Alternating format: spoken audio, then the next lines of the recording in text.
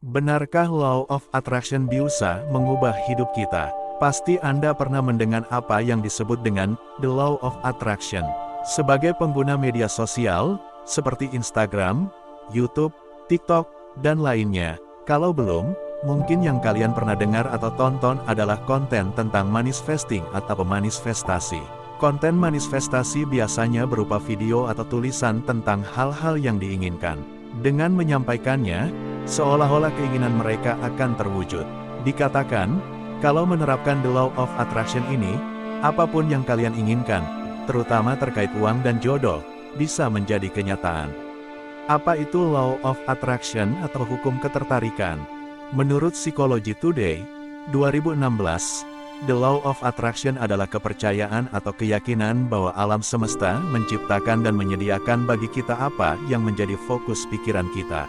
Kalau kita memikirkan hal-hal positif, maka hal-hal positif akan terjadi pada kita. Sebaliknya, kalau kita memikirkan hal negatif, yang terjadi pun akan negatif. Rhonda Byrne, salah satu orang yang mempopulerkan hukum ini, menjelaskan bahwa hal itu sejalan dengan hukum alam, like attract like. Hukum itu menyatakan bahwa ada kecenderungan suatu hal akan menarik hal lainnya yang memiliki kesamaan dengannya. Begitu pula ketika memikirkan suatu hal, maka kalian akan menarik pikiran-pikiran lainnya yang serupa.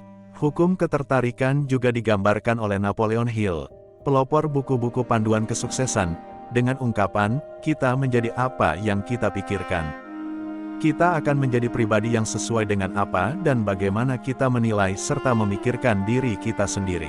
Kalau kita berpikir bahwa diri kita itu percaya diri dan menyukai tantangan, ya demikian itulah yang akan muncul dalam usaha kita sendiri. The Law of Attraction mengklaim kalau alam semesta itu bisa membaca pikiran kita. Kalau kita menginginkan sesuatu dan kita memikirkan atau mengatakannya, alam semesta bisa memberikan hal itu kepada kita. Siapa yang membuat istilah The Law of Attraction, bahwa asal hukum ini mengakar dari ajaran-ajaran keagamaan semenjak zaman kuno. Tetapi, istilah Law of Attraction sendiri baru muncul dan untuk pertama kalinya digunakan di abad ke-19 oleh Helena Petrovna Blavatsky dalam bukunya yang berjudul The Secret Doctrine. Setelah Blavatsky, akhirnya banyak penulis yang membahas tentang konsep tersebut. Namun, Law of Attraction baru booming dan mendunia di abad ke-21 sekitar tahun 2006 ketika buku dan film berjudul The Secret yang ditulis oleh Rhonda Byrne diluncurkan. Buku ini memberikan pesan bahwa setiap orang memiliki kekuatan untuk menciptakan realitasnya masing-masing melalui kekuatan pikiran. Dari sinilah kemudian mulai banyak orang-orang mengenal hukum ketertarikan. Michael J. Lozier, salah satu guru The Law of Attraction menjelaskan, bahwa semesta bisa menangkap vibrasi yang kita hasilkan. Kalau yang diterima vibe atau vibrasi yang positif, maka semesta pun akan mengirimkan vibrasi yang sama, artinya memungkinkan hal-hal yang juga positif untuk terjadi setelahnya. Begitulah proses di mana segala hal terjadi menuju ke satu arah dalam The Law of Attraction. Tapi apakah hal ini memang benar demikian?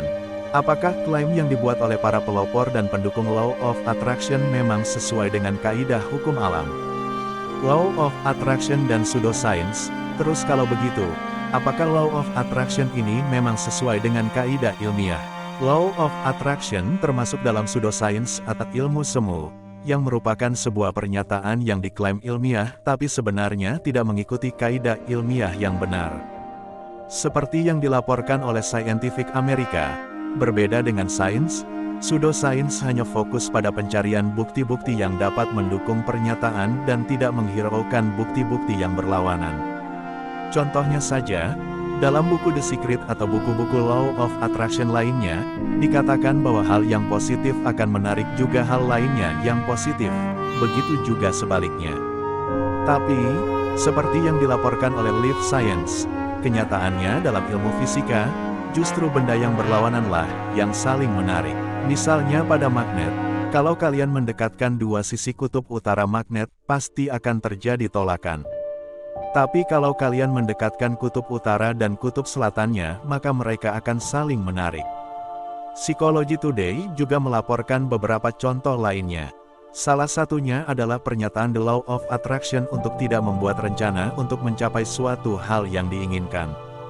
Justru kalian harus menjalani hari-hari kalian seakan-akan kalian sudah mendapatkan apa yang kalian inginkan itu. Dan, membuat rencana dianggap meragukan kekuatan alam semesta. Dalam hal itu, Law of Attraction menghiraukan hasil penelitian-penelitian ilmiah yang membuktikan manfaat membuat rencana dalam memperbesar kemungkinan seseorang untuk meraih keinginannya. Kalian juga perlu mengecek hasil penelitian-penelitian yang sudah dilakukan sesuai dengan kaidah ilmiah yang benar untuk menemukan kebenarannya.